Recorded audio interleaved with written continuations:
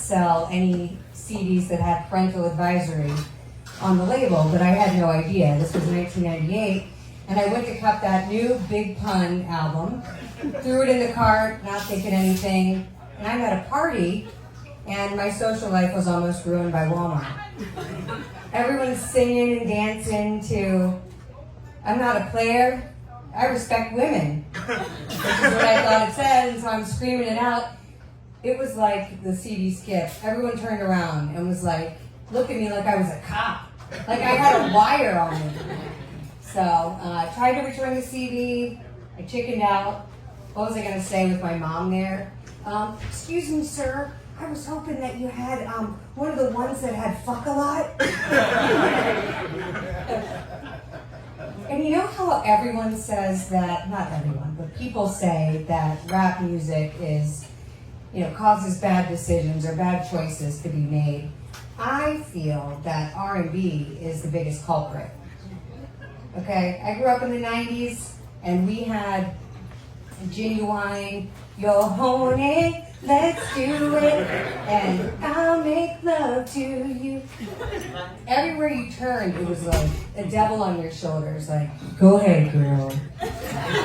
Don't fight it anymore.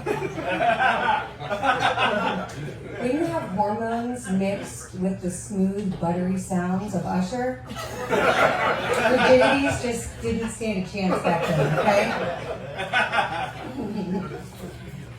So my self-discovery timeline included R&B, but it started out pretty humble. This is so awkward to talk about, but here I am. Started with the carpet wiggles. Thought I could get away with those, but my mom's like, what are you doing on the carpet? But then the Squiggle Wiggle pen came out. That was fun. And then the Bumble Ball. I don't know if anybody remembers those little toys. That was before all the fancy stuff came out. So, my mom ordered a back massager on Home Shopping Network. And I commandeered that thing so fast, it didn't even make it to her back. So I had a friend come over, and it was like a play date, and I showed her what it did. I was basically giving it a product demo, and I was like, dude, this is crazy, watch. She wouldn't try it. What a coward. Guess what her last name was? Cummings. She didn't even want to try it.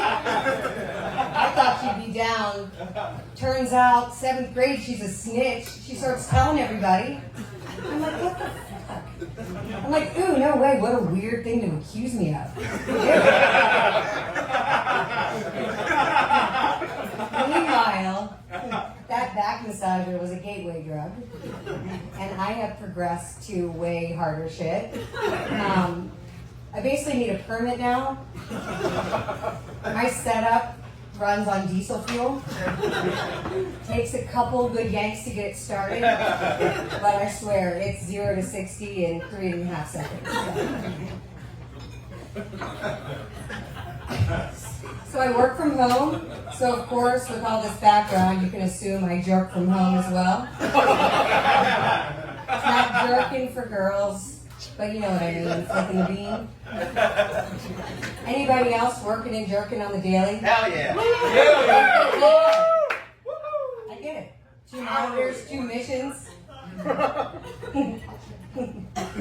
So I think this is the silver lining from COVID. Agree? I mean, you wouldn't have to work from home, you wouldn't be able to jerk from home. You're not going to be able to do that in an office setting. So I will go ahead and say it. Thank you, China. You know, the bottom of my vagina. So I'm very adventurous and I like to try new things. So last Christmas, I decided to have my first threesome, which is 2 Christmas trees at the same time. And before you judge me, it was the holidays and people get lonely. So I got the trees. As soon as I stuck them in something wet, they just perked right up. I fluffed them, They were ready to go. And hey, I'm classy. I'm only into whites, not coloreds. Oh, God damn. I'm talking about lights.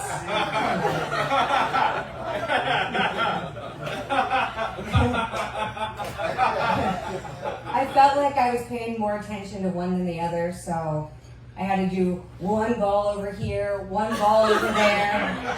I made sure they finished at the same time, so it was fair.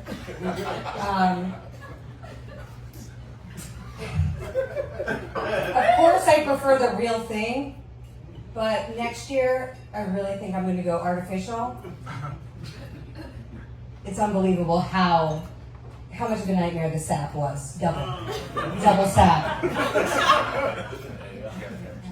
The best part of the whole ordeal was January. You know why? It was their turn to go down.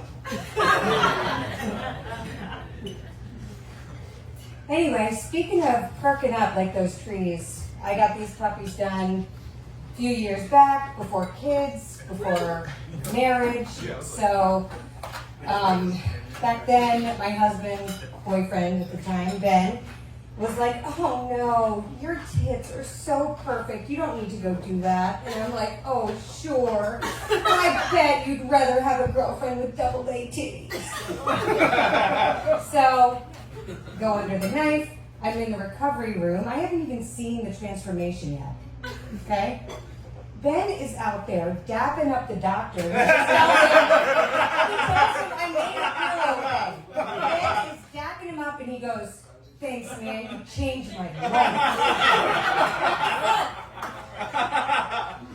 Your life? Your life. Okay. How about you just tell me good job for my idea for once? Would be nice. Is it a coincidence we got engaged 4 months later? Still not sure there, but so I go in for the post-op appointment, and they took some pictures after the fact, and they asked if I wanted to be on the website, for before and afters to just show their work, and I'm like, absolutely. Oh my God, yes. I'm going to be famous. So 12 years have gone by, and I still go to that website. I scroll slow. I have to go through like 10 different pages to try to recognize a tit. Nope, still not there. Never has been. That hurts way more than the surgery ever did. I talk about this doctor all the time. I give him recommendations, references.